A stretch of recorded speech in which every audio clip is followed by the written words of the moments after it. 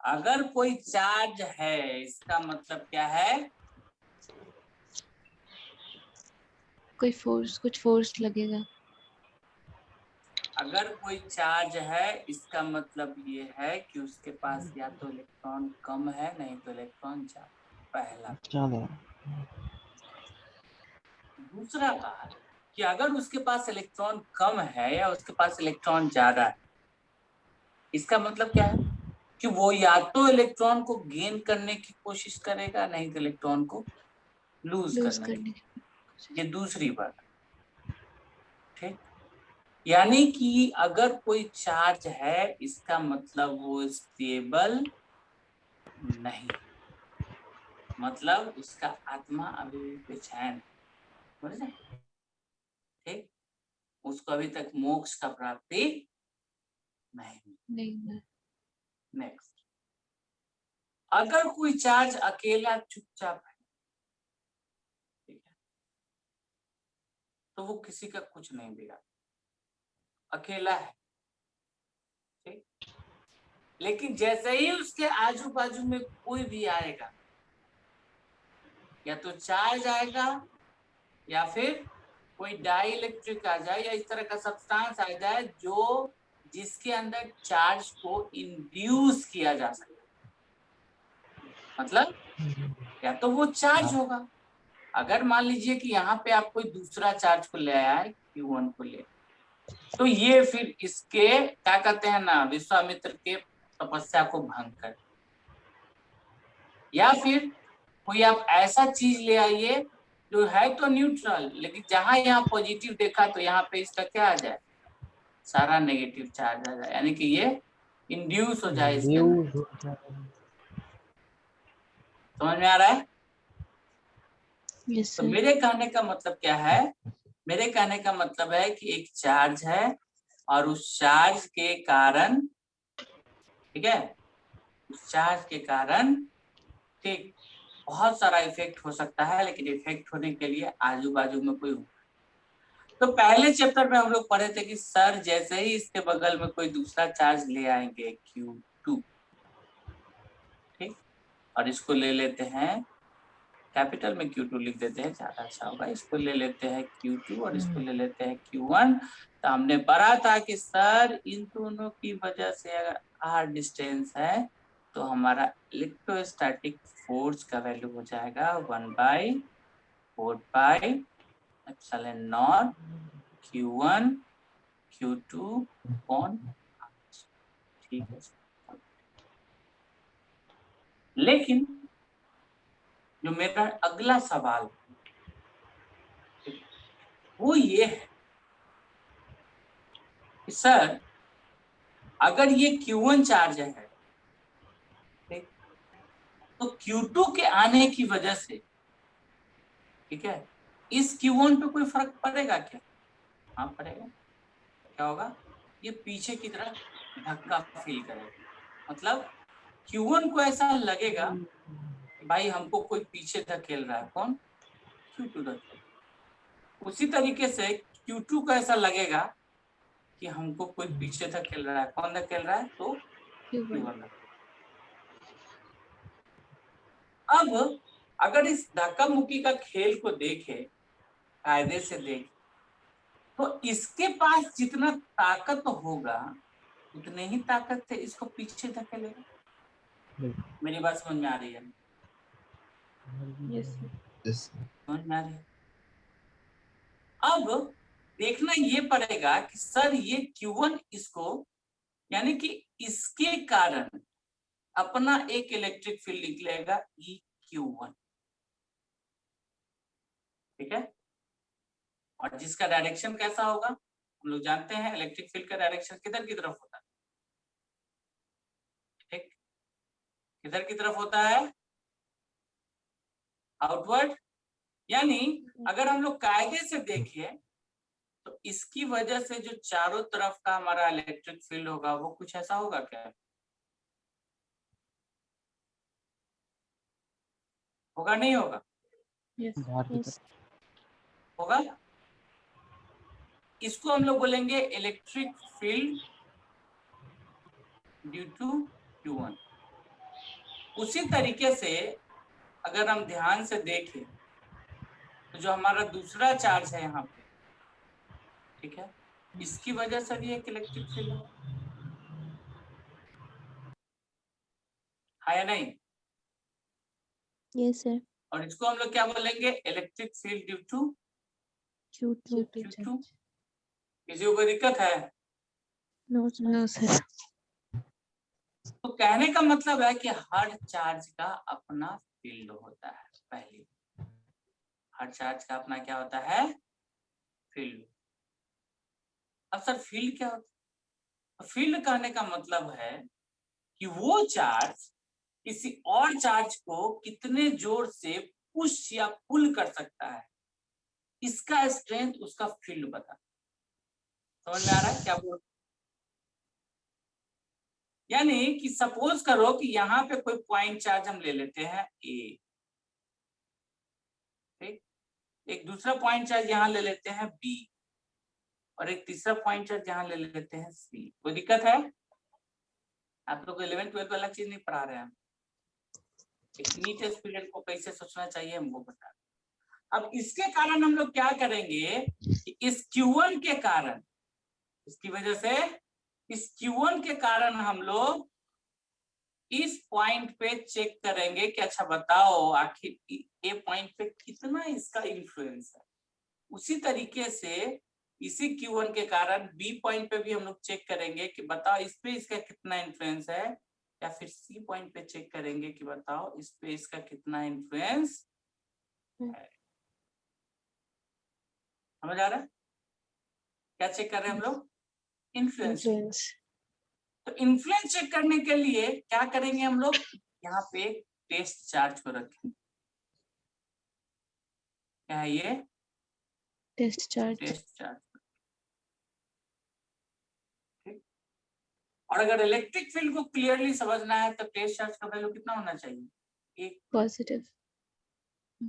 Positive और एक coulomb होना चाहिए। मतलब एक कूलम पे Q1 की वजह से ए पॉइंट पे इतना फोर्स लगा। अगर हम मान लीजिए इस पॉइंट पे अगर हम लोग ले लेते हैं इसका RA है, क्या है? RA है, तो इसके कारण अगर हम लोग देखेंगे तो यहाँ पे F at A जो निकलेगा वो क्या निकलेगा? 1/4 पाई एप्सिलॉन नॉट, और यहाँ आ जाएगा Q1 इंटू ये QA लिख देते हैं, इसको ज्यादा बेहतर होगा, QA डिवाइडेड बाई RA का होल स्क्वायर। ये फोर्स हुआ किसके किसके बीच? सोर्स चार्ज और टेस्ट चार्ज के बीच। यहाँ के लिए ये कौन सा चार्ज हो गया? Source charge. Source charge. Source क्यों बोल रहे हैं? क्योंकि इसके स्ट्रेंथ को पता करना है ना। किसके इलेक्ट्रिक फील्ड के स्ट्रेंथ को पता करना है? Q1 के। तो Q1 के कारण जो इलेक्ट्रिक फील्ड का स्ट्रेंथ है उसको पता करना है, आया ना? यस। यानी कि क्या करेंगे हम लोग? यहाँ निकालेंगे। अब ये फोर्स निकल गया Q1 और QA के बीच, लेकिन हमको जानना है कि इस चार्ज Q1 की वजह से हमारे QA पॉइंट पे कितना स्ट्रेंथ है, वहां पे किसी चार्ज को रखने पे ये कितना फोर्स उस पे लगा सकता है। यानी कि फोर्स पर यूनिट चार्ज अगर हम निकाल ले तो फोर्स निकालने के लिए क्या करना पड़ेगा? अरे अगर 1 किलो के लिए मान लो 5 जूल का जरूरत है तो 50 किलो के लिए कितना जरूरत पड़ेगा? 1 kg। सपोज करो सुनो, मान लो ये है,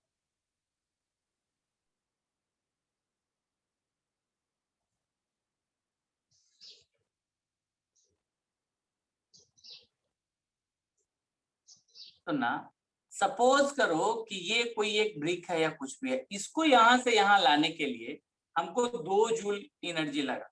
कितना एनर्जी लगा? 2 जूल। एक ब्लॉक को लाने में कितना एनर्जी लगा? 2 जूल। तो 10 ब्लॉक को लाने के लिए कितना एनर्जी लगा?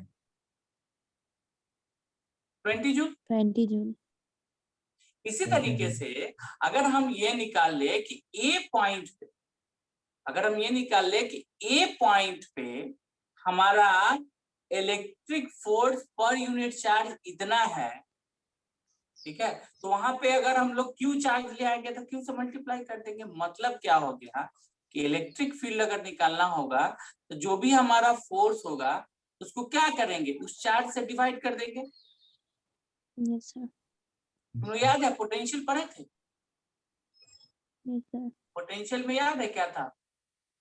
ठीक, यहाँ पे हम लोग सोर्स चार्ज रखते थे और यहाँ इंफिनिटी पे एक पॉइंट होता था और यहाँ से हम लोग इसको लेके यहाँ पे लाते थे किसी एक पॉइंट ए पे।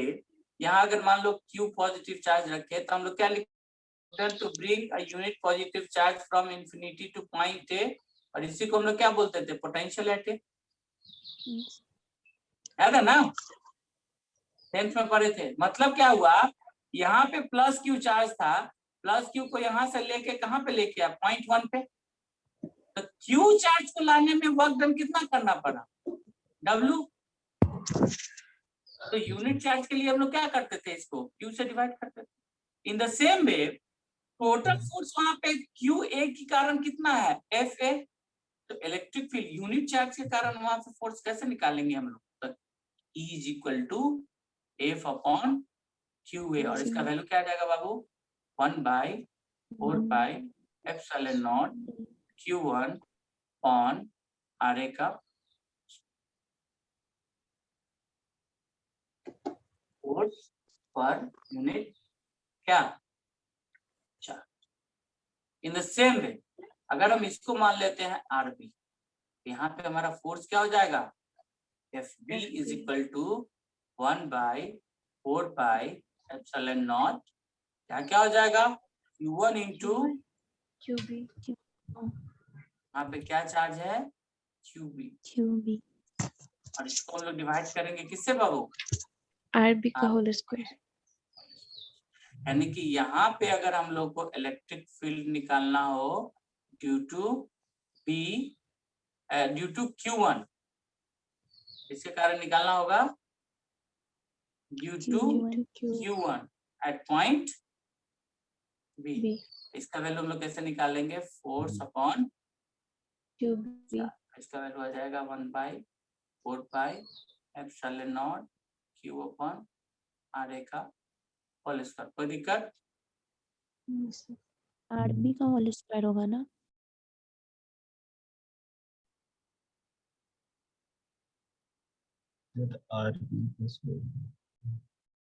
आरबी का होल स्क्वायर होगा, यस।